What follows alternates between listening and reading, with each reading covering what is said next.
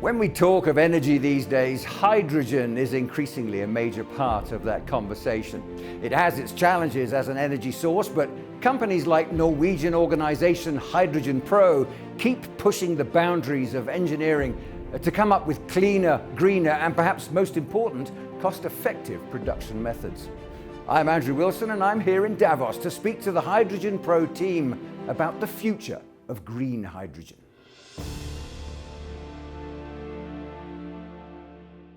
Torjay and Richard, great to see you. Thanks very much indeed for joining us and to talk about Hydrogen Pro. Briefly, let's give us an introduction, Richard, to Hydrogen Pro. We started with a very little handful of people and developed step by step all the way up to 2020, where we went to the stock market and we got some more working capital, and that allowed us to expand more. And you're in the business of creating green hydrogen and looking for ways to do that on a bigger scale. You bet. It's green hydrogen. As long as we are using renewable electricity and are using an electrolyzer to split H2O into H's and O's, they are classified as green, the hydrogen. Now, as I know, that's a very small percentage of hydrogen on the planet is produced in a so-called green way. The West is grey or dark hydrogen, is that right? Yeah, that's correct. 95% of the hydrogen used in the world today is from fossil fuel, and less than 3% is actually green hydrogen.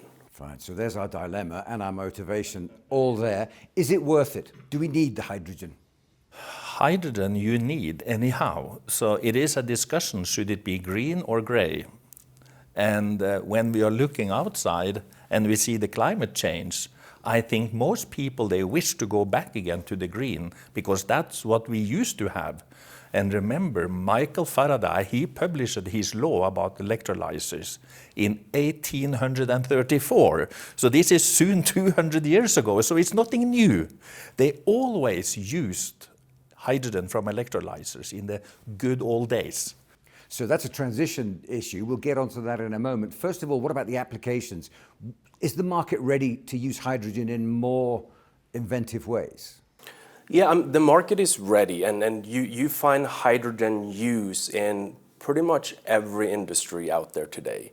The steel industry, the fertilizer industry, agriculture in general. Now more and more we're looking at what's called sustainable aviation fuels, which is mixing hydrogen into fuels for airplanes that lowers the CO2 emissions. So there's a lot of use, there's a lot of industries that are needing it, and there's a lot of enthusiasm about getting this transition going. Okay, so broadly speaking, we've talked about electrolysis, we've talked about the appropriateness of hydrogen in the market, we've put ourselves in a certain position. Let's talk a little bit more about what it is that you have to offer.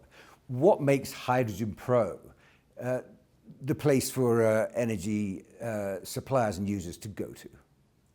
Well, during the years, I've been working with PEM electrolyzers and alkaline electrolyzers, and they are both very, very good, no doubt about it. But as a smaller company, we need to put full focus on one of the technologies, and we need to focus on alkaline electrolyzers. And the reason for using them, it is they do not require any noble metals at all. So that means in the long run, as the years passing by, the cost will go down, and further down when we come into the really mass production. And that will also be very, very good for all the end users, because the design life for an electrolyzer is 30 years. But each year number 10, you need to open it, you need to overhaul it, you need to replace what's inside. And if that cost is not controllable, you will have a problem. So that's what we are doing, going all in on one technology. Torjay? Yeah, and that's important for us. Our aim, and we've stated this, is to be the #1 provider of high-pressure alkaline electrolyzers globally.